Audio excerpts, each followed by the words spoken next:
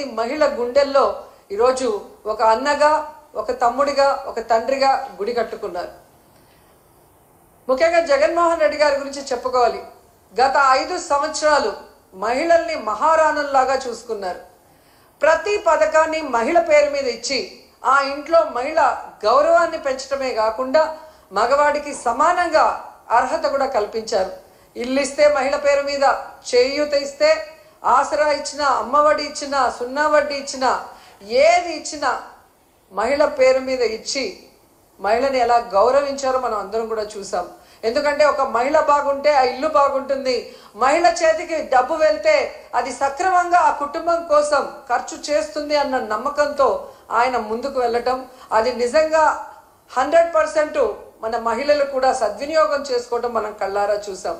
అలాగే రాజకీయంగా చూస్తే 50% నామినేటెడ్ పోస్టులు మహిళలకు ఇవ్వటం జరిగింది. ఈరోజు ఎంతో మంది మహిళలు జడ్పీ చైర్మన్లుగా, మేయర్లుగా, మున్సిపల్ చైర్మన్లుగా, ఎంపీపీలుగా, జడ్పీటీసీలుగా ఇంతమంది బయటకు వచ్చి మహిళల కోసం పోరాడుతూ మహిళలకి రావాల్సిన అన్నీ కూడా జగనన్న ప్రభుత్వంలో ముఖ్యంగా అన్న ఇచ్చిన ప్రతి పథకాన్ని మహిళకి చేరవేసిన ఘనత మహిళకి దక్కిందంటే అది ఒక్క జగనన్న వల్లే.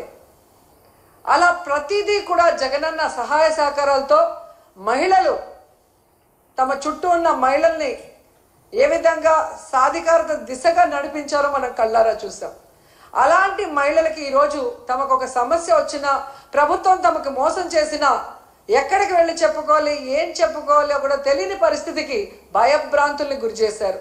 ఎవరైనా కూటమి ప్రభుత్వం చేసిన తప్పుల్ని, మోసాల్ని ఎత్తి చూపిస్తే ఇమీడియట్గా వాళ్ళ మీద ఫేక్ కేసులు పెట్టి ఏ విధంగా పోలీసు వ్యవస్థని ఉపయోగించుకొని మహిళల్ని జైల్లో పెట్టిస్తున్నారు, నాయకుల్ని జైల్లో పెట్టిస్తున్నారో మనం కళ్ళారా చూస్తున్నాం.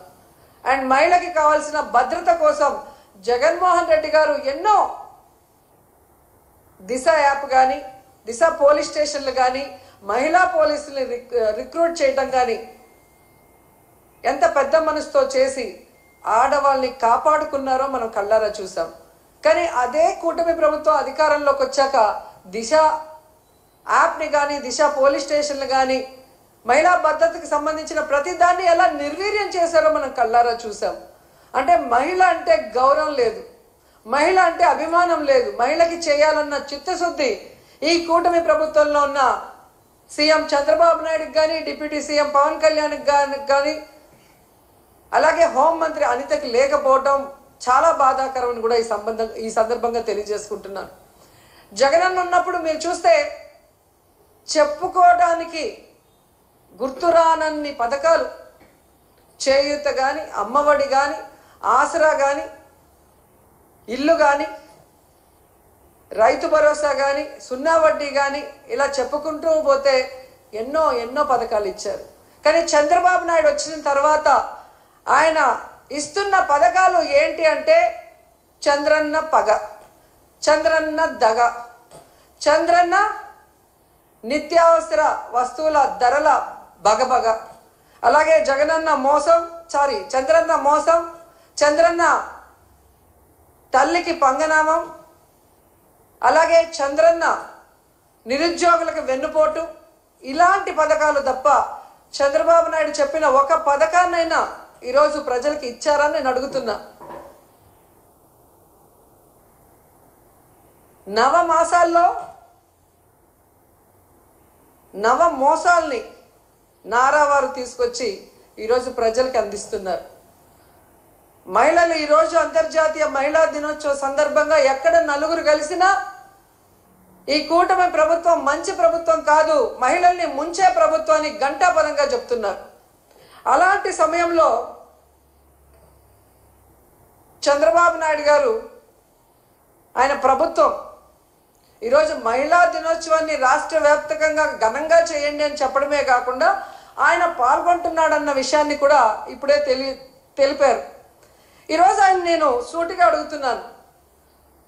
మొన్న ఏదో మీటింగ్లో ఆయన చెప్పాడు, డైరెక్ట్గా కానీ ఇండైరెక్ట్గా కానీ వైఎస్ఆర్సీపీ వాళ్ళకి ఏ పని చేయొద్దని. అయ్యా చంద్రబాబు, మీరు వైఎస్ఆర్సీపీ వాళ్ళకే కాదయ్యా, టీడీపీ, జనసేన, బీజేపీ ఎవరైతే మీకు ఓట్లేశారో మీ కూటమి ప్రభుత్వం మహిళలకు కూడా మీరు ఏం మంచి చేసింది లేదు.